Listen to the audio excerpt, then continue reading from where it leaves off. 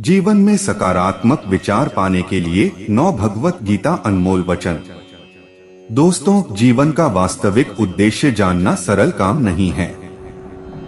व्यक्ति की पूरी उम्र लग जाती है, तब भी वो उस परम सत्य को नहीं जान पाता। लोभ, चिंता, क्रोध, मोह, अहंकार, भय, शोक आदि मानसिक विकार है, जिनका जीवन के किसी न किसी बिंदु पर आना स्वाभाविक है। इस बात में पूरी सच्चाई है कि जीवन की परेशानियां व्यक्ति को तोड़ देती है। कई बार उसे ये लगने लगता है कि उसके साथ ही ऐसा क्यों हो रहा है। लेकिन यकीन मानिए, इस दुनिया में हर एक जीव परेशान है, क्योंकि भौतिक जगत में उसके मन का घटित नहीं होता। इसलिए मानसिक विकारों से छुटकारा पाने का सबसे उत्तम तरीका तो यही है कि खुद को सकारात्मक विचार के जितना करीब रखे उतना अच्छा है। इसके लिए भगवत गीता अनमोल वचन बहुत काम आएंगे। भगवत गीता एक श्रेष्ठ उपाय है, जिससे जीवन के गुणों और अनुशासन को बेहतर तरीके से समझा जा सकता है। जीवन को सरल, सुलझा और श्रेष्ठ बनाते हैं।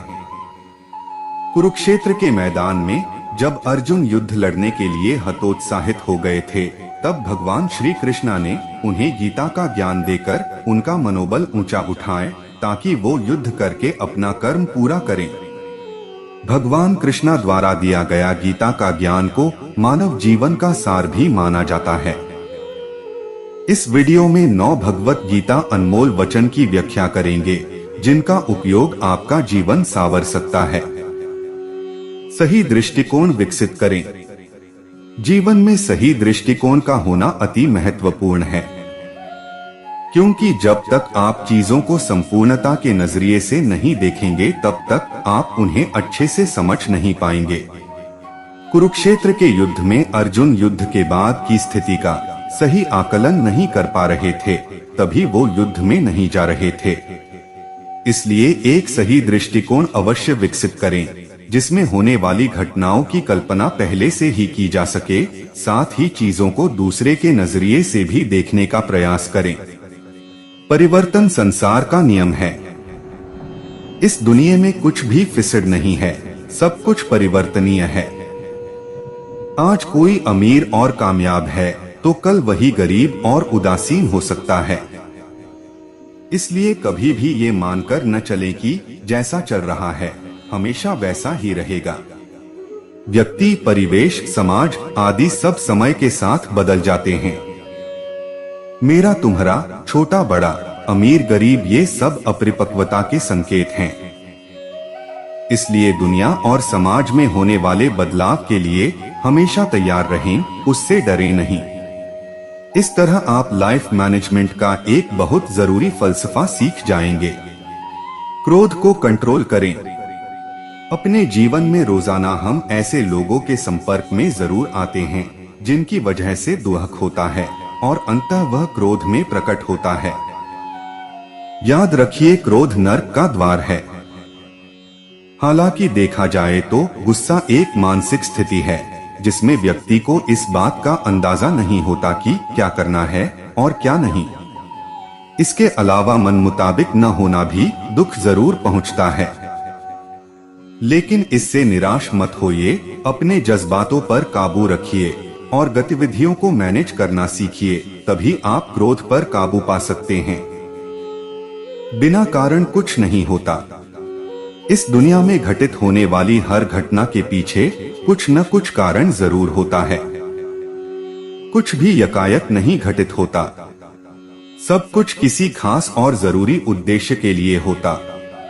इसलिए कभी अगर आप दुख से घिर गए हैं, तब भी मन को शांत रखिए, क्योंकि जब भी सही समय आएगा, तब आप स्वयं महसूस करेंगे कि पुरानी घटनाएं इसके लिए पृष्ठभूमि तैयार कर रही थी, और साथ ही वो अच्छा वक्त आपके जीवन को अधिक सुलझा हुआ और कामयाब बनाएगा।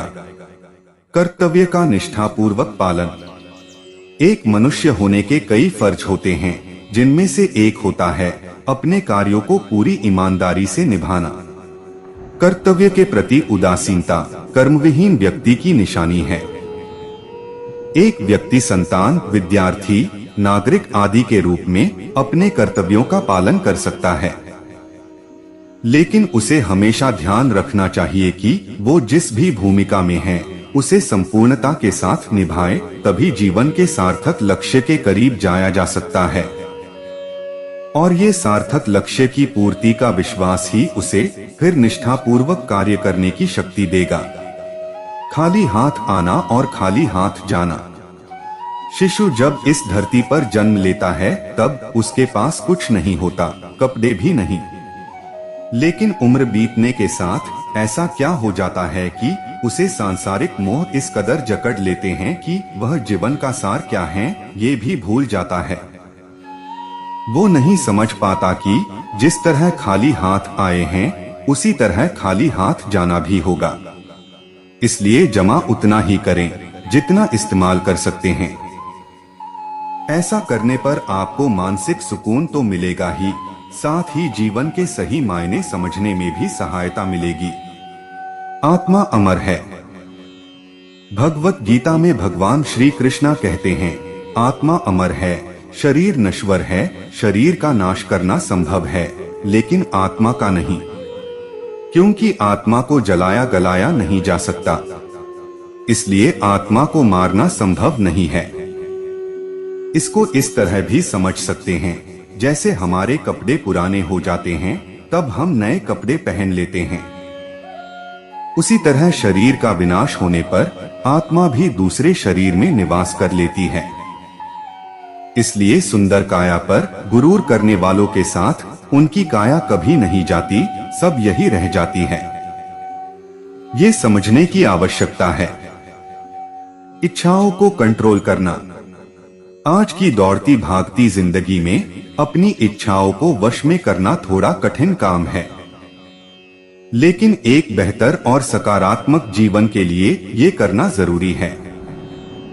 मन को कंट्रोल करने का मंत्र यही है कि आप सदैव खुद को उन चिंताओं से दूर रखिए जिनका प्रभाव आप पर बड़ी तेजी से पड़ता है। एक बात का हमेशा ध्यान रखें, इच्छाओं को कंट्रोल करने का ये अर्थ बिल्कुल नहीं है कि आप अपनी जरूरतों पर भी लगाम लगा लें, बल्कि गैर जरूरी चीजों से आपको बचना है। चुनौतियों से डरे नहीं। जीवन में एक से बढ़कर एक चुनौती आती है। जीवन की गाड़ी कभी भी सीधी नहीं चलती, उतार चढ़ाव प्रकृति का नियम है। इसलिए कभी भी डर लेकर जिंदगी काटने का प्रयास न करें। डर को जितनी जल्दी हो अपने दिमाग से निकल दीजिए, क्योंकि अधिकतर मामलों में डर दिमाग का वहम होता है और प्रयास करने पर उससे छुटकारा पा सकते हैं। इसलिए समस्याओं का सामना करने से बिल्कुल नहीं घबराएं और जीवन को अधिक उत्पादक के साथ साथ खुशी से भरपूर भी बनाएं। इस तरह से भगवत गीता के अनमोल वचनों के सहयोग से आपकी सकारात्मक सोच कैसी रखे उसकी समस्या हल हो सकती है। साथ ही आप जीवन में कामयाबी के पथ पर आगे बढ़ सकते हैं। इसके अलावा जब आप अपनी सोच को सकारात्मकता के रास्ते पर रखने लग जाते हैं तब आप महसूस करेंगे कि आप हर चीज में अवसर खोज पा रहे हैं और वो अवसर सुख की अनुभूति कराएंगे। पॉजिटिव थिंकिंग के लिए ये भी बहुत जरूरी है कि आप में धैर्य हो, तभी आपको मन मुताबिक नतीजे देखने को मिलेंगे। अच्छे लोगों की संगत में रहना, रोजाना एक्सरसाइज करना, सुबह जल्दी उठना आदि कुछ सरल उपाय हैं जिनका उपयोग करके आप खुद में सकारात्मक बदलाव महसूस कर सकते हैं। तो दोस्तों, उम्मीद करता हूँ कि आपको वीडियो पसंद आया होगा और आप हमारे चैनल पर नए हो तो वीडियो को लाइक और चैनल को सब्सक्राइब जरूर करें। आपके एक लाइक से ही हमें प्रेरणा मिलती है और हम मोटिवेट होते हैं। धन्यवाद।